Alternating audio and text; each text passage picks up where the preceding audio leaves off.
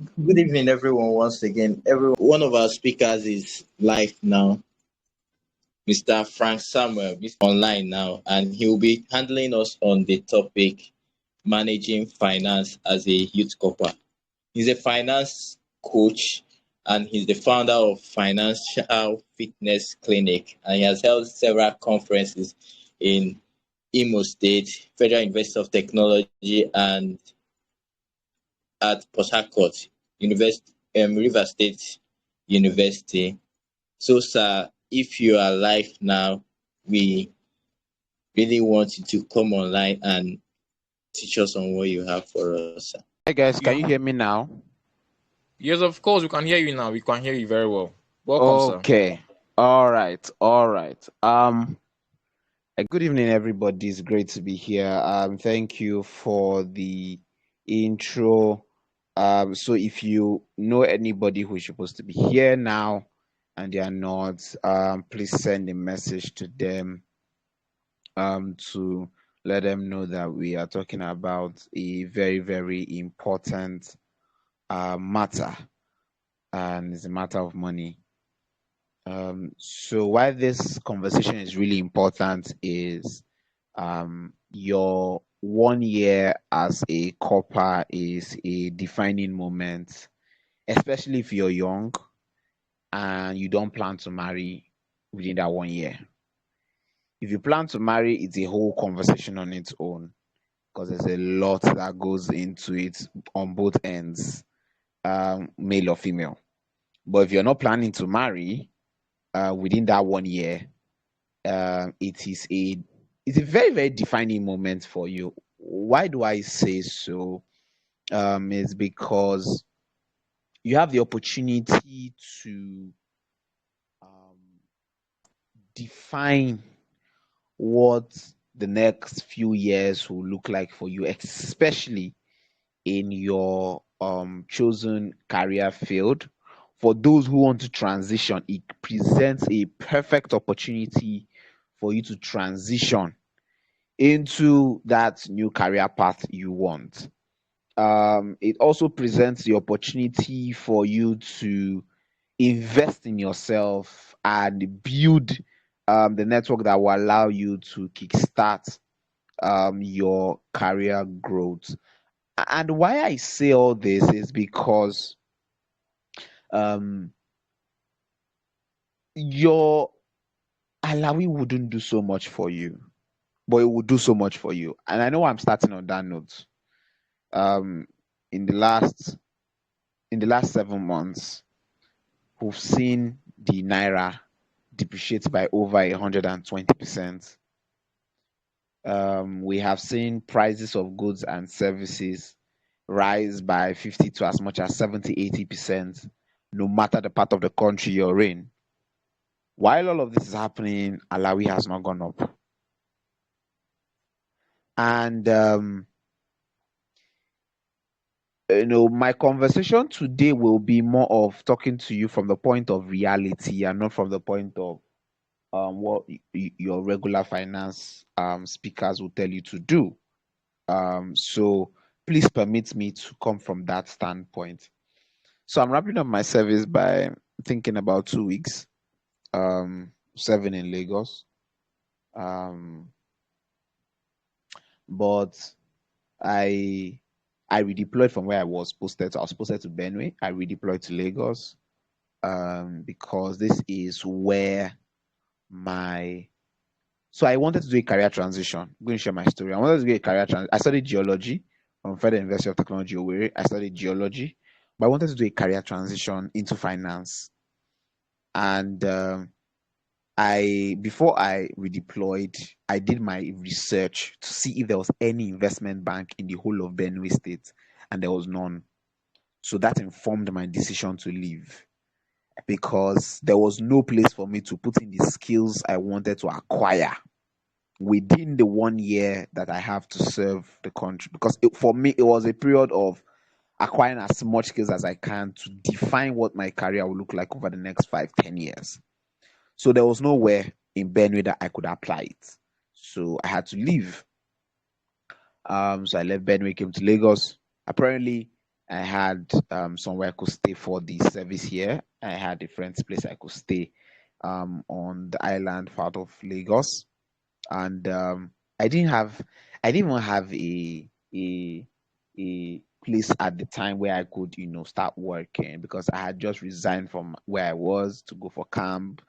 They said they can't keep keep my position open for like 3 weeks for me to go and come back. So I had to leave and then go for camp and then come back. And so I just asked a friend I want to volunteer for his organization managing the treasury arm.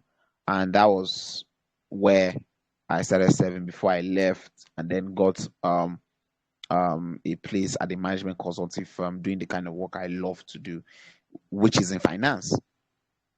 But I'll be really honest with you guys. My Malawi does not do anything for me. My Malawi is just my transportation, transfer from work. So if I did not have a salary, I'm not sure how I would be surviving. I'm going to be very honest with you. There are people who this is not the case for them. There are people who they are, based on the place they even get. Some of them are working remote.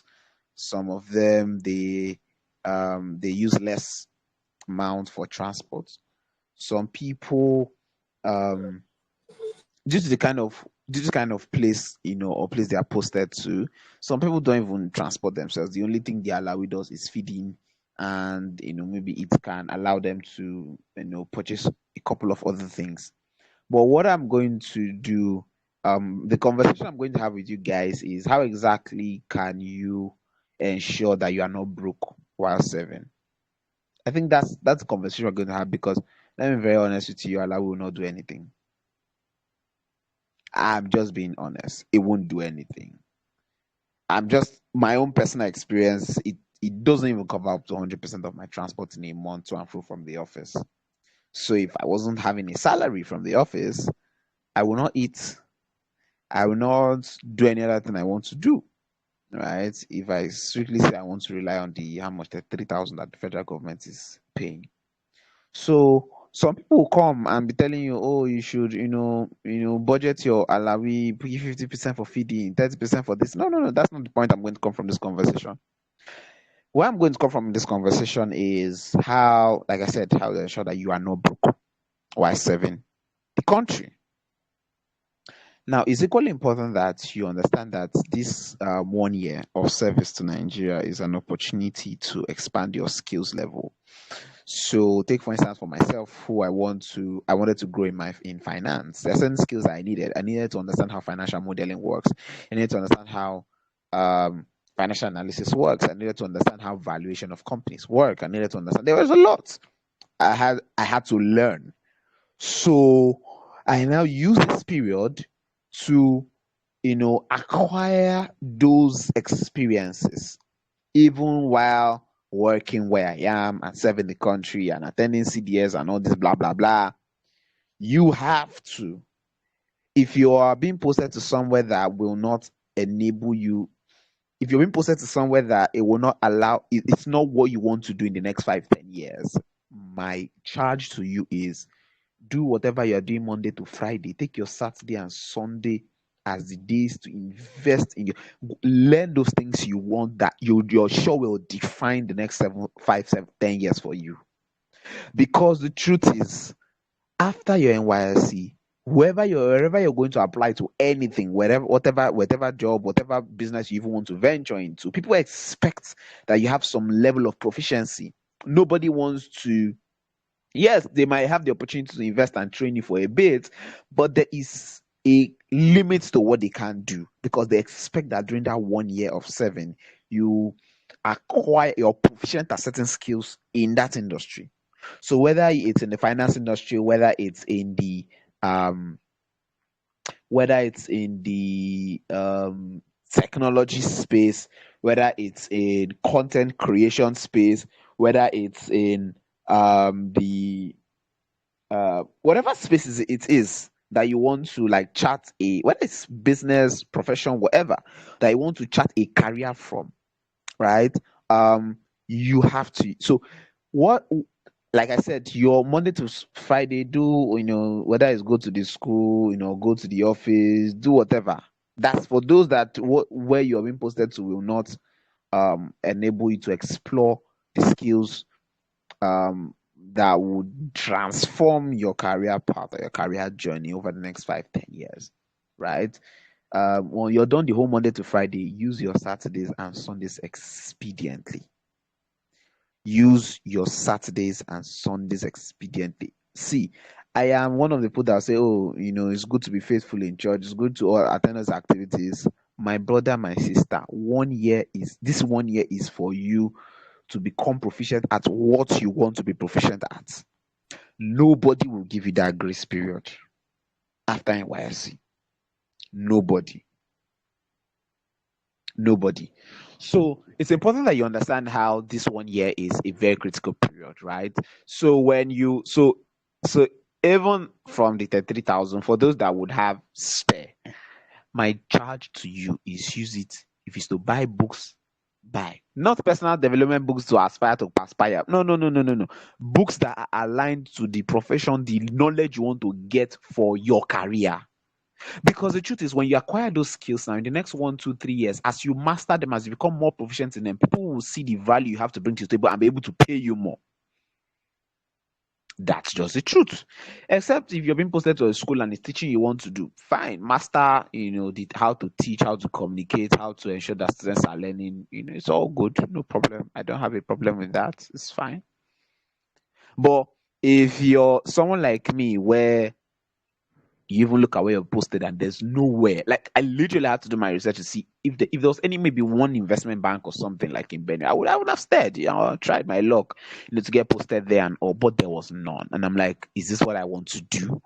Like, there's no even top management consulting firm in the whole of the state. And I'm like, what exactly is going on here? So I had to leave, right? If I was kind of person that was fascinated about agriculture and I want to run a full-blown agri business, which I am, I do by the side, right? I would have stayed in Benue. Like, that's the best place for me to be in. Literally, that's the best place. But that's not what I want to do on the long term, right? As much as multiple streams of income is, that's not my priority. I can do that by the side, with extra change I make, maybe own a farm or something over there, have partners and all the likes. But what I wanted to do was to acquire skills that aligned in finance and investment banking, investment management, in asset finance, project finance, and things like that. So I had to leave Benue. So managing your finances as a corper is really important, right? It's important you budget, right? Know what your expenses look like, track them. It's really, really important so that wastage is cut off. And why I say tracking is important is so that you know what the gaps are. So let's say your expenses is going to hit up to 50,000 a month or 70,000 a month, and all the federal government is going to pay is like 33K. The question you're supposed to ask yourself is, how exactly do I ensure that I do not stay in debt? Because debt is crazy. From someone who has been there, it's crazy. You really don't want to be there, right? So I think it's important that you understand what exactly would it take for me to finance myself a whole month, right? And then when you put all these things down, the next question you now begin to ask yourself is, what's that gap I need to cover, right? So if everything sums up to 100,000 and what you're being paid is like 3, so you have about 6-7K to cover up. So your next question is, what exactly can I sell, right? Do I have skills I can sell that will, of course, bring in money? Do I have products I can sell? If I don't have my own products, do I have products of other people that I can sell and make money, right? Whether is you want to venture into try your hands on real estate. I see a lot of young people selling properties now, and that's a very interesting thing. I did that, sometime in 2021 to like mid 2022. I made some really cool money, right? Running to like 7 figures, right? I see a lot of young people doing that, which is great. Some people are doing affiliate marketing, really interesting. Some people are doing high ticket closure, learning how to sell high tickets for events, which is really also great. Some people are learning, even if it's skills such as hairdressing, so that even where they are in a remote area, they can make hair and make extra money, or all those things that they'll teach you in camp, shoemaking and all those funny things, right? It's important okay, what's the gap I have to cover and what can I do? So some people, they have certain knowledge they can share and make money from it. Please, by all means, go all out. Because like I said, your Alawi would except you are what's that word? Except you're a boy.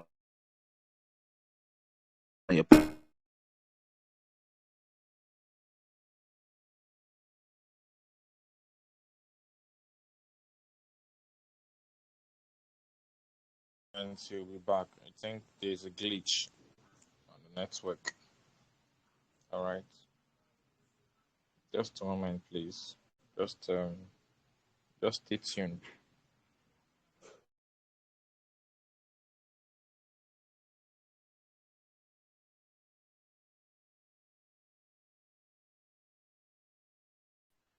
Hi guys, All right. please confirm you can hear me. Okay, you're welcome, sir. You're welcome. You're welcome back. All right, thank you very much. Sorry, my network had experienced a glitch. All right, so yeah, so I was saying that except you are a bowler, maybe this session is not for you. You can go and swim in your money and enjoy life. But for those who understand that they have to survive, please listen. Use this 1 year. And let there be one thing that you say, okay, whether it's data science that you want to build skill in, use this 1 year. I say, okay, I'm at the end. I'm great at data science. I'm great at data analysis. For some people, if it's software engineering, maybe it's back end you want to learn. Maybe there's one programming language, remember whether it's SQL, whether it's there's one new programming language, whatever the programming language is you want to learn. Use 1 year, acquire it. Because the truth is, nobody will. And the thing is, you are not under so much pressure to overperform, to over deliver because you are 7. There's no much pressure, right? And then you understand that this is a learning phase for you. So learn as much as you can. Next thing I'm going to tell you is if you're going to manage your finances as a corper, one of the things that will explode your finances even after you leave NYSC is your network. So as much as you can, attend events, especially events that align to your growth plan, your personal growth plan as an individual. Attend those events, network, meet people, document your story also. So if you're in a place where you believe so much in your heart of hearts you're doing something really, really impactful, please document and share that story. Pictures, articles, content, document and share that story. My focus in this conversation right now for every one of you is how your finances will explode after NYSC. Not managing it as a corper because it can't what can you buy? Really? Let's be really honest with ourselves. Like what can your Alawi buy in the market? If the phone you're using now gets spoiled, your Alawi 1 month cannot buy a new one. Let's be really honest with ourselves, right? So I think it's important that the things that are important in this conversation that I would really want you to pick out is understand that this period is like a period for you to invest in that area of life you want to grow in, after your NYSC and be as skilled as possible in it.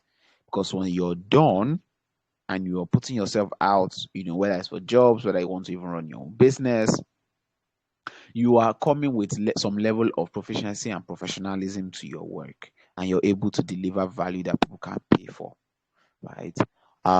It's also important that you understand that this, while serving, when it comes to your allow, we track your expenses, right? Track it. Know what exactly you're spending money on. Don't be one of those people that you can track everything except data. You can track data too. You can track how much data you spend. Don't be one of those people that say, airtime and data, I cannot track that one or track it. Because what it does for you is that it gives you, you're able to follow the money, right? And it puts you in charge of your money, not your money being in charge of you, because money is current to always flow. It needs to go somewhere, right? But you need to give the money direction. So that's why it's important that you're able to track your expenses, whether you want to use a hard copy notebook and pen, which is a manual way, or you want to use an online tool or an Excel sheet, or there's this app now, Tracker, that you want to use, right? Whichever, just ensure that you know what exactly do I spend money in a month on, right? How can I cover for that gap? If I have excess or no small change, what exactly do I throw that money into? Don't go and say you want to be investing into Alawi, because some people expect me now to bring in this conversation, how you can invest and multiply your money, your Alawi, and no, no, no, no, no, no. Like I said, it will not do so much for you in a whole year. Your Alawi is not up to it's not up to 400,000. Now that's split over 12 months. It can't do so much, right? So it's important you understand the realities and don't fool yourself. So if you're part of those people that expect them to come on this conversation and say how you can invest 5K from your allowance, I'm not one of them. While yes, you can invest 5K in things, a lot of things, you can even invest 5,000 and you can buy stocks with 5K, you can even buy Bitcoin with 5,000, you can. There's a lot, right? This conversation is not for it. This conversation for me, what I want to share with you guys is how you can ensure that after you're done with your 12 months, giving your best to Nigeria. Thank God for you guys. It's not an election year you guys are serving in. So there's a little, there's not so much to worry about. So focus on building that, whether it's skills, whether it's network, whether it's abilities, whether it's whatever it is that you want to manifest after NYSC. Use this period to gather that knowledge. Right now, the skills I have been able to gather in this 1 year, I am not up to 20. I'm not up to 25, right? And if I want to apply for any kind of job across the investment banking space, even as an entry level, I can, because the age bracket is 26, 27.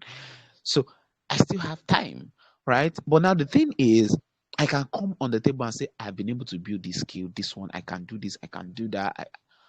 And I can boldly say all these things. Why? Because I have used this 1 year to not just serve Nigeria and just be here and there, and just say, it's 1 year, I can relax. It's time to just relax, and before I now become an adulthood has started, right?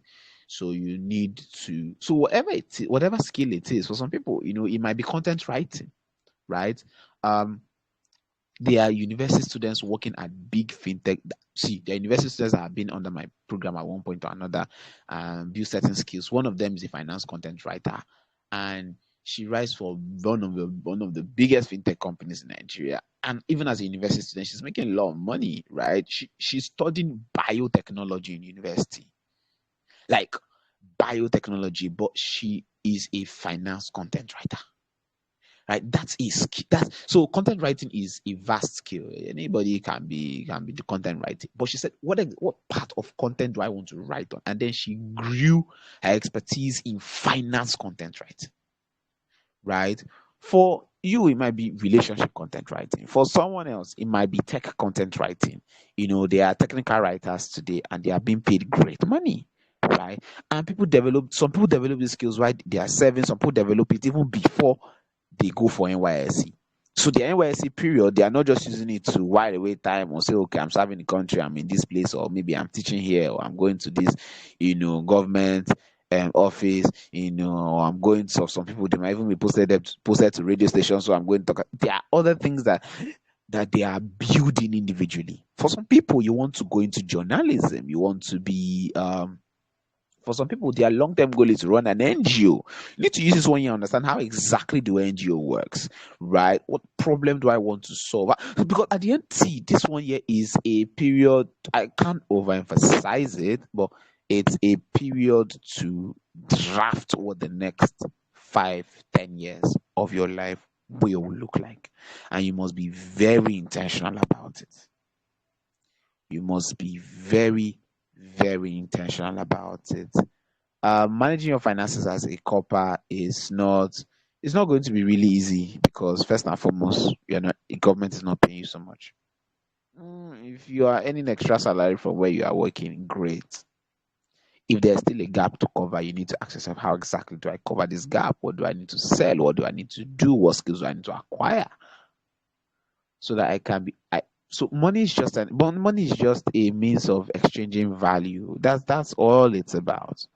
So if I have a platform where people can converge, on Telegram without spending their data, and at the end of the day, they pay less, maybe 100 naira per Telegram space, so they don't have to spend over 100 MB, which is more expensive than just paying 100 naira. To me, people will rush and come to pay 100 naira so that they can be part of Telegram, maybe use Telegram for like a month, and maybe they can use it for like multiple just that they don't use anything data. It's just 100 naira they want to spend with their phone offline. They can access. If I bring such a thing, I am offering value. People will pay me money. It's just simply it's just exchange for value. That's how money comes. It's that simple, right?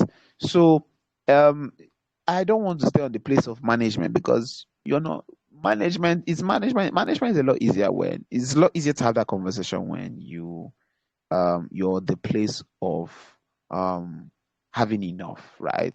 Yes, it's great to start a conversation when you don't have enough, so you can develop the skill that would help you to manage it when the money becomes bigger, which is why I said tracking your expenses is important, so you know where your money is going to.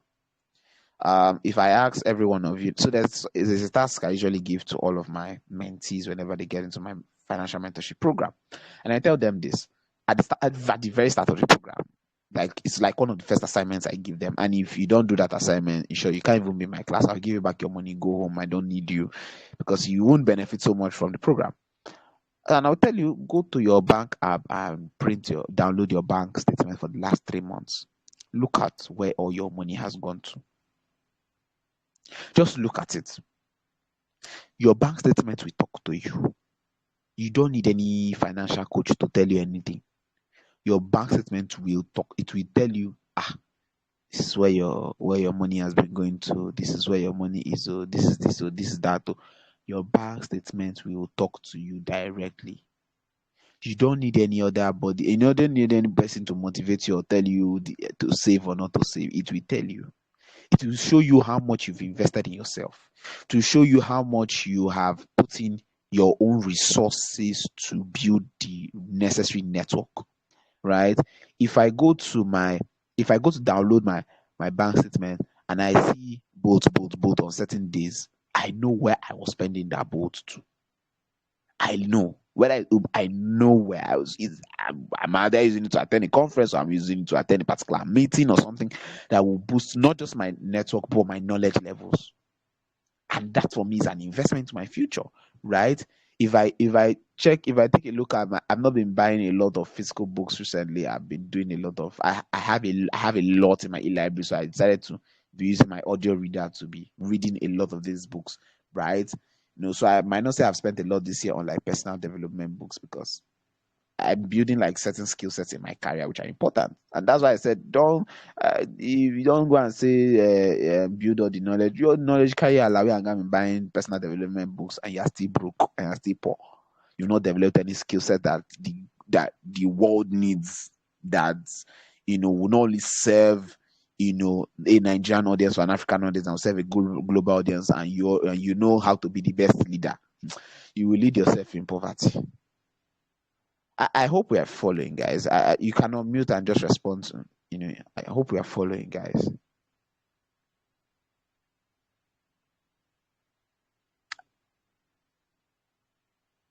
No. Yeah. Okay. All right. Thank you so much. I wish there was a way, if this was Twitter, there's a way you guys would like drop reactions and be able to like know, but yeah. So I just hope what I'm saying is making sense. I mean, like seeing the reality of the conversation. So I wanted to like why I wanted to deviate from even the topic was I am I I don't want the conversation to be things you guys have heard before, because I know a lot of you have attended, a lot of financial conferences, money talks and all that, and they'll tell you the same thing. Budget, save, invest. Managing your finance as a corper is tough.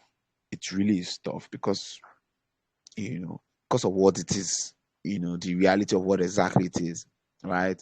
So I think it's really important that you understand how exactly you can transform your finances post NYSC, which is the most important part of the conversation we should be having, right? So I know I've spoken for about 30 minutes, right? I talk a lot more when I have questions, right? So I wanted to pause. I didn't want to talk for like 45 minutes and then give you guys 15 minutes to ask questions. So what are those things that you bother you when it comes to your finances, how your finances will look like as a couple? There are fears we all have. Um, I had some because at the time when I was done with camp, I didn't have like anywhere I wanted to like post it to, so I just wanted to like volunteer at a friend's company, which was completely free. I wasn't being paid or anything for like 4 months before I then got a job, doing the kind of work I love to do and getting paid for it also, right? Which has helped, right? So, but some of us have certain fears about what our finances will look like. So please feel free to unmute and ask that question or type in the group chat and I would answer whatever the question it is. So if I'm able to navigate all of that. So prior to NYSC, I had gone to an investment banking graduate program. I had gone to an investment banking graduate program for 3 months, right? And then I did there was a scholarship at the time where I could get become FMVA certified. So FMVA is a certification done by corporate finance institutes. FMVA is short for financial modeling and valuation analysis. So there was an FMVA certification that was being done by CFI sometime last year, and there was like a scholarship for it, which I was able to access, and I went through the program. I was also certified. So all of this sort of like combined and helped before I went into service. Now, when I then came back from NYSC, what I needed to do was so that those skills do not fade away, and all that. I now had to now get online courses, right? So whether it's Udemy, whether it's Coursera, whether it's EDX, right? These are like they are apps, right? And they are free courses along these lines that you can go for.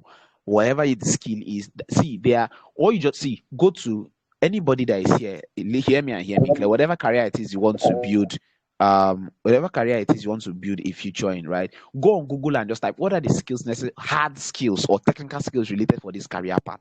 Type it on Google, it will bring you a list. Go and learn them within the 1 year. Go be as proficient in as many as you can. Be as proficient in them in as many as you can. If you have opportunity to attend trainings or whatever to also acquire them, please take the opportunity to do them, right? I understand that even if you study banking and finance, they might not give you a PPA that is banking and finance related. That's fine, right? But like I said, the 1 year is a lot of people don't have the opportunity to to practice certain things that were aligned with their course and aligned with the career they want to eventually venture into in the long run. A friend of mine was posted to Kogi and he was posted to a school, but then alongside, because he wanted his career, he wanted to transit from engineering to product management. So I had to take a lot of product management courses. He had to take a lot of project management courses also, right? He also by when he finished from NYSC, he started applying for jobs based off of the fact that he had become proficient in some of this. So even at the interviews, he's what the kind of communication that he has with the interviewers, it will show that this person has learned something about this industry, about this, job that we have on offer, and it's easier for them to say, okay, we are going to give you the job. And so that's how I think you can navigate it. It's not easy, let me not lie. And that's why I said Mondays to Fridays, do all the PPA thing, CDS thing, and all of that. Your Saturdays and Sundays, invest it in yourself. Don't be one of those people that you say in my NYSC, I was doing PP18, I was doing CS, and then it was church. Ha! I don't want to say you will regret it though, but you'll be on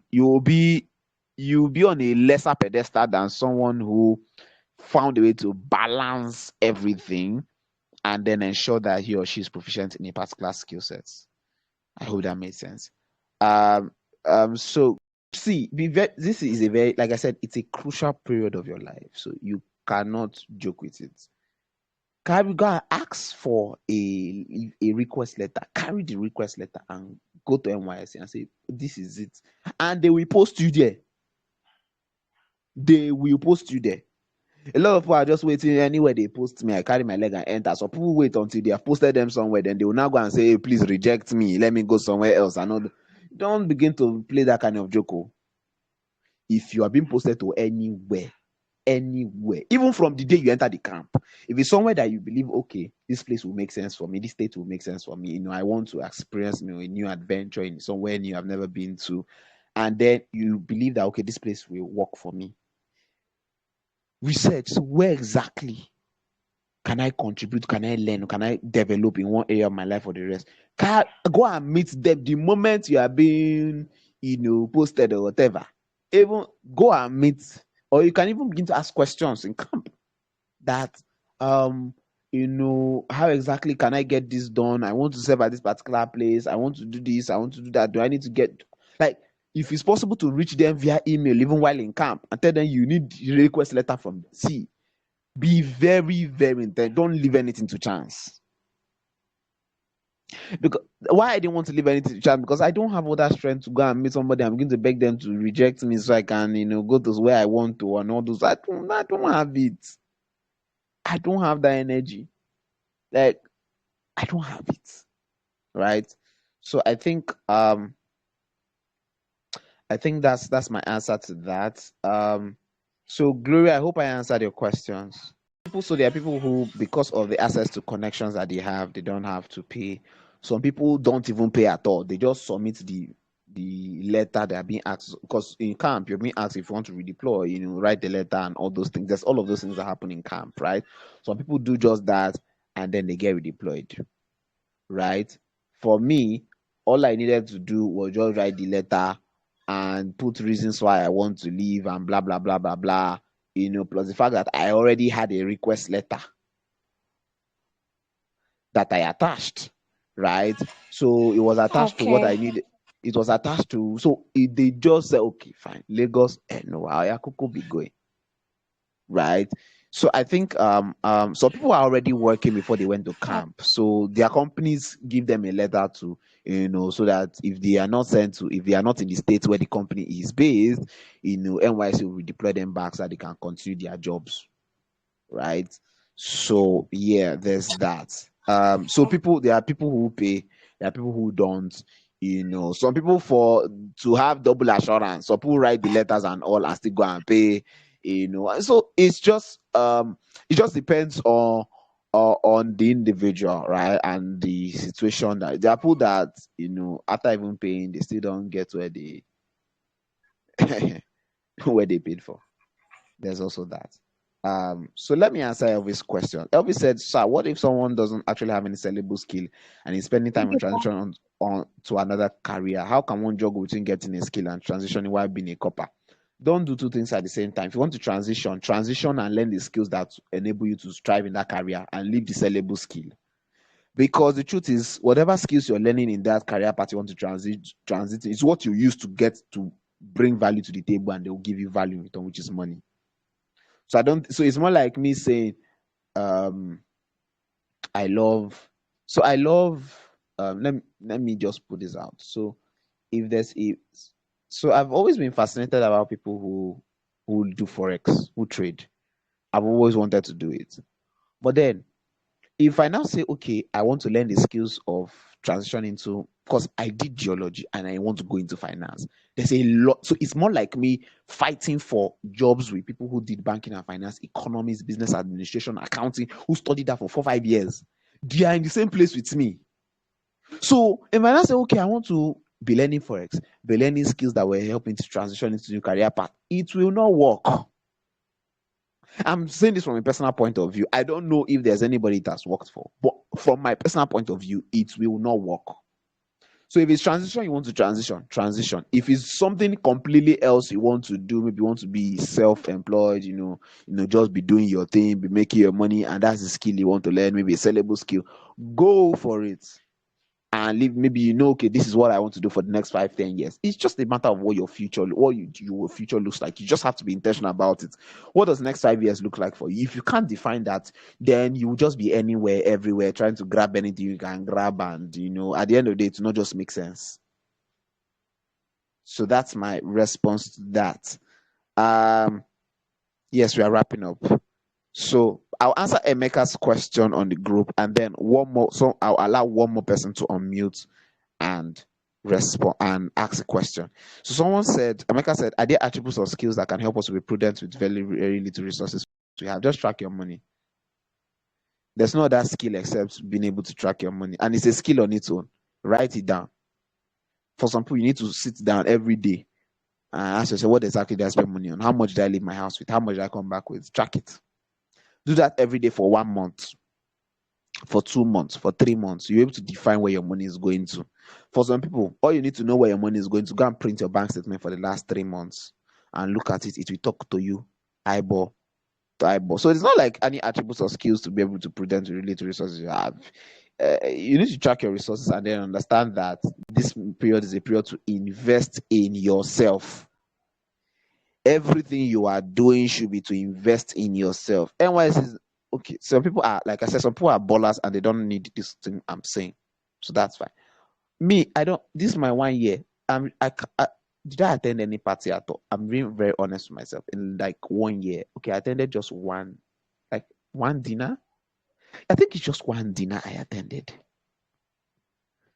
in the last 1 year. I think it's just one dinner I attended.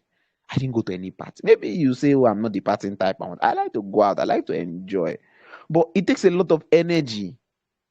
And for a place like Lagos, I don't have that energy to expend because I still have work to do. I still have a lot of other things that I need to attend to. So this 1 year is for me to invest. So that, my next 5-10 years, I don't want it to look like how my last 5 years looks like. I don't like it. I don't want it to look like, and I'm being very intentional about it. So, please invest in yourself. If you need to, if you're able to track your expenses and you have change you can use to, buy certain books based on the career path or the transition or the skill you want to learn or whatever, please get those courses, whether it's online. Be disciplined to finish those online courses. That's a problem with a lot of Africans. We open online courses and we don't even finish it. We don't even go halfway. Please, if it's to set reminders. Be disciplined. This 1 year, after this 1 year, nobody will give you the grace again. And I'm being very serious about it. So nobody will give you that grace period anymore. So I'll allow one more person to unmute. So, and this will be the final question I will address. So how can someone save his or 12 months salary in whole or in part without being extravagant? So at the end of service, you can save money for something lucrative. Don't plan to save it. Don't plan. It can't do much for you. I'm being really honest. This is not something your regular financial coaches will tell you. And I'm one person that I will be real as I can be. I'm not your aspire to perspire. It is going to be very difficult. If you want to save, how much you want to save from it? How much you want to spend on feed? You want to spend 1,000 every day. If you spend 1,000 every day to feed yourself, that is 30 days. That's 30K. You only have 3K. What can 3K do? If you want to save it for 12 months, that's 6,000. What can it do? Right? Except you have another source of income that completely funds everything you need as a human being. Fine and good. By all means, pack all your allowance and you can use it to invest. By all means. Some people would even get jobs that will pay them their salaries will be like times 10 of their allowance. So their allowance will be like credit card, it will be like airtime when federal government sends it to them. right? So if that is your case, fine and good, back all your alawi and invest it, right? Don't begin to say, oh, I have extra and I can. Please save as much as you can save, but then invest in yourself. Invest in, like, you have more allowance to even invest in yourself. Like, so please use this 1 year to do that. And obviously, if you're only depending on your alawi, it cannot allow you to be extravagant. Where you extravagantly to, no matter the part of the, even if you're staying in somewhere like Benue, where they sell a full bucket of orange for 200 naira, or maybe to be 300 naira now, but like sell a full bucket of orange for 200 naira, which is one of the cheapest places to live in when it comes to food, right? How much say of your alawi can you save from it, right? So, yeah, you won't be, you can't be extravagant. If it's only alawi, you can never be extravagant with it. You cannot. So Emeka asks one more question. Due to the insufficiency of the alawi, also might be lured to scams. How can you do that? Don't, don't. I'm begging you. Don't think that your alawi is what will build you wealth in the future. It cannot. I'm saying this with my full chest. Your alawi cannot. That wealth, financial freedom. Your alawi cannot grant you. The only way your alawi can grant you financial freedom is if you invest it in yourself, not in investment schemes. Not in investment schemes. You want to turn your 2,000 naira to 20,000 naira in 10 days. Are you mad? Why? Right? How do you detect and avoid those scams? Please go for financial knowledge also. It's important. Go for financial knowledge. If there are, finance books you can, download online, download and read them. I'm trying to make things make this conversation as real as possible so that you understand that the 1 year is a phase that will pass. And once that phase passes, whatever you do in that phase, imagine if you invest in yourself rather than trying to look for where to turn 1,000 naira to 10,000 naira. And at the end of the 1 year, right, you have great skills by the side that you can offer to make so much money. Like right now, I'm wrapping up my NYSC. When I'm in interviews now, I still take interviews. I still apply for jobs, right? When I'm interviewing, what I'm telling them for my salary is, let me be really honest, like it's like from times 3 to times 10 of what I currently earn. That's what I tell them our salary expectation is. Why? Because I am proficient in those skills that they need for that role. So I do not flinch my mouth. I think you can pay me like 150K. Like if you pay me 200K, I'm okay. No, I will tell you, pay me 400 to 1 million per month. And I will say with my full chest. Rather than me trying to say, where can I put my 33,000 naira to turn to 33 million? Don't do all those things. So I beg you in the name of God. So how do you detect and avoid such scams? Of course, unbelievable returns. They just begin to promise you things that are not real.